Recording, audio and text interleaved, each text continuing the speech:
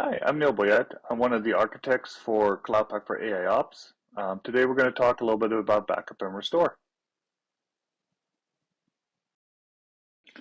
Cloud Pak for AIOps is designed for resiliency. Part of this is the backup and restore capabilities. As you can see, an application like Cloud Pak for AIOps is complex and consists of a large number of config maps, deployments, pods, routes, and more.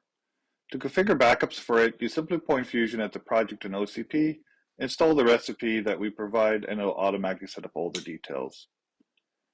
Next, you create a policy to automate the backup process. In this case, you can see we created a policy that on the first of every month at midnight, we create a backup. We retain it for 30 days and we store it in object storage. Let's go back to the application.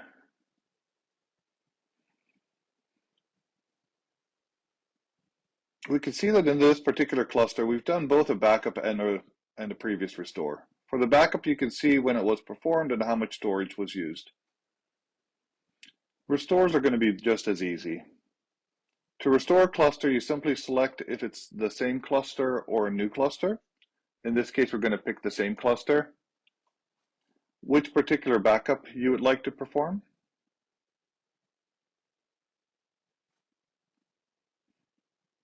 And whether all of the storage should be restored or just some of the PVCs. The default is just to restore everything.